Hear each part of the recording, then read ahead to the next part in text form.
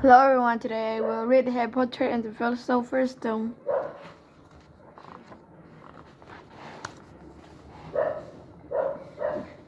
After the waste paper basket propped against the wall facing him was something that didn't look as if it belonged there, something that looked as if someone had just put it there to keep it out of the way.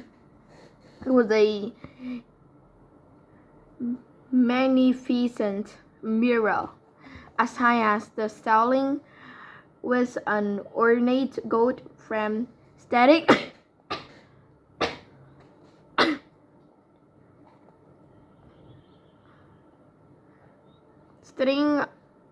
onto cloud feet. There was an inscription carved along the top. Erased Stra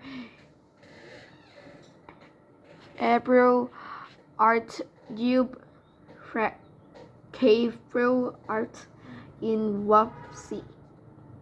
This band feeling now that there was no sound of filch and snap. He moved nearer to the mirror, wanting to look at himself, but seeing no reflection again. He stepped in front of it. He had to clap his hand to his mouth to stop himself screaming. He whined around. His heart was pounding far more furiously than when the book had screamed, for he had seen not only himself in the mirror, but a whole crowd of people standing right behind him. But the room was empty. Breathing very fast, he turned slowly back to the mirror. There he was reflected in it. What the scared looking, and there, reflected behind him, were at least 10 others. Harry looked over his shoulder, but still no one was there. Or were they all invisible too? Was he in fact in a room full of them, invisible or not? He looked in the mirror again. The woman standing right behind his reflection was smiling at him and waving. He reached out a hand and left the air behind him. If she was really there, he'd touch her. Their reflections were so close together, but he felt only ere she and the others existed only in the mirror. She was a very pretty woman. She had dark red hair, and her eyes are just like mine, Harry thought, edging a little closer to the class. Bright green, exactly the same shape. But then he noticed that she was crying, smiling, but crying at the same time. Tall, thin, black-haired man standing next to her put his arm around her. He wore glasses, and his hair was very untidy, stuck up at the back, just like Harry's did. Harry was so close to the mirror now that his nose was nearly touching that of his reflection. "Mum," he whispered. "Dad." They just looked at him, smiling. Then slowly Harry looked into the faces of the other people in the mirror and saw other pairs of green eyes like his, other noses like his, even a little old man who looked as though he had Harry's snubbliness. Harry was looking at his family for the first time in his life. Potter smiled.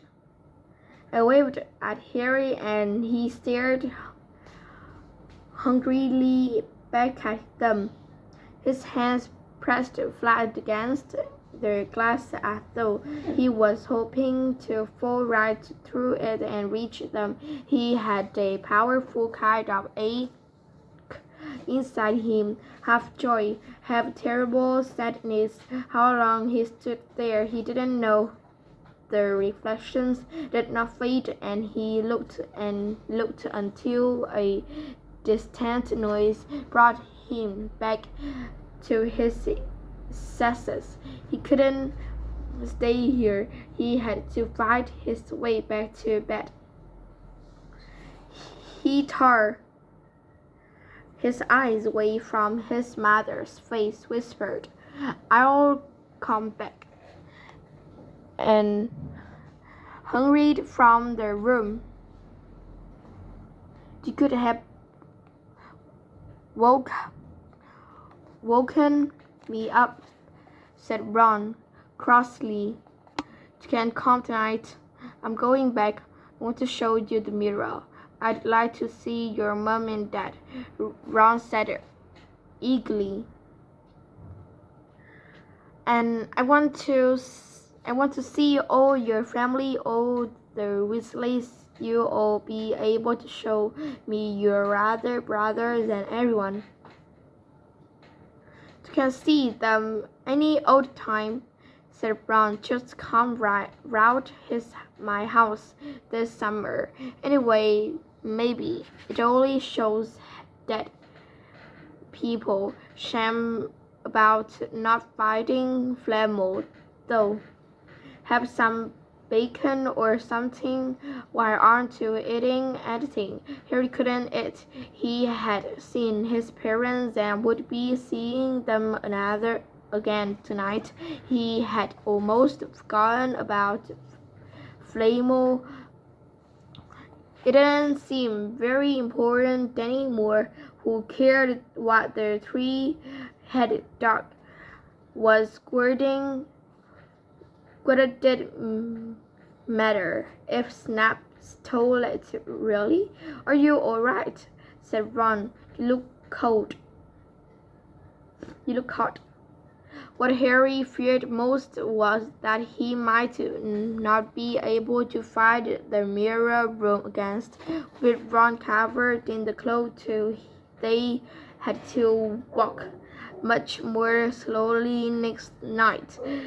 They tried retracing Harry's route from the library, wandering around the dark passageways for nearly an hour. "I'm freezing," said Ron. "Let's forget it and go back." "No," Harry hissed. "I know. It's here somewhere." They passed the ghost up the tall, which gliding in the opposite direction, but saw no one else. Cheered that Ron started moaning that his feet were dead with cold. Harry sported the suit of armor. "It's here, just here, yes." They pushed the door open. Harry dropped the cloak from round his shoulders and then ran to the mirror. There they were, his mother and father bent at the side of him. "See?" Harry whispered. "I can't see anything. Look at them all. There are lots of them. I can only see you. Look in it properly. Go on, stand where I am." Harry stepped aside, but was Ron in front of the mirror. He couldn't see his family anymore, just Ron in his paisley pajamas. Ron, though, was staring transfixed at his image. Look at me, he said. Could you see all your family standing around you? No, I'm Ollie. But I'm different, look colder, and I'm head boy. What? I'm wearing the badge, like Bill used to, and I'm holding the house cup and the Quidditch cup. I'm Quidditch captain too. Ron tore his eyes away from his splendid slide to look excitedly at Harry.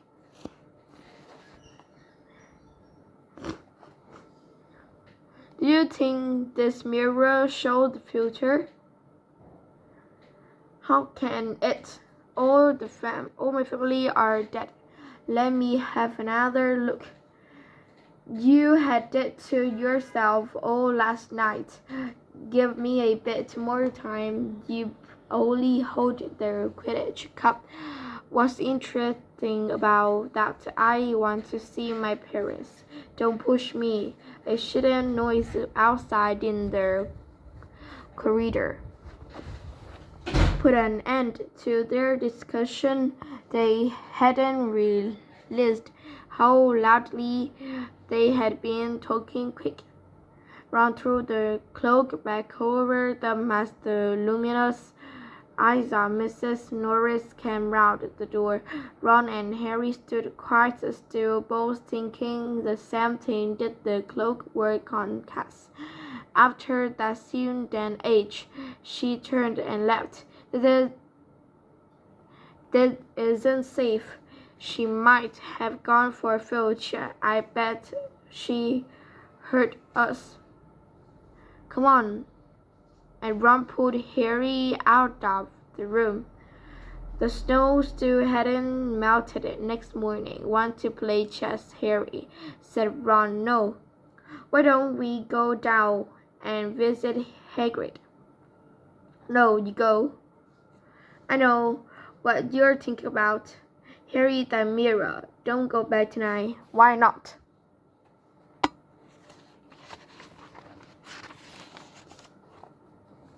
I don't know. I've just got a bad feeling about it. And anyway, you've had too many close shaves already. Filch, Snap, and Mrs. Norris were wandering around. So what if they can't see you? What if they walk into you? What if you knock something over? You shout like Hermione. I'm serious, Harry. Don't go. But Harry only had one thought in his head, which was to get back in front of the mirror. And Ron wasn't going to stop him. That third night, he found his way more quickly than before. He was walking so fast. He knew he was making more noise than was wise, but he didn't meet anyone, and there were his mother and father smiling at him again, and one of his grandfathers nodding happily. Harry sank down to sit on the floor in front of the mirror. There was nothing to stop him staying here all night with his family, nothing at all except so back again. Harry felt as though he inside had turned to ice. Here he looked behind him, sitting on one of the desks by the wall, was none other than Albus Dumbledore. Harry must have walked straight past him, so desperate to get to the mirror he hadn't noticed him. I didn't see you, sir. Strange how short-sighted being invisible can make you, said Dumbledore, and Harry was relieved to see that he was smiling.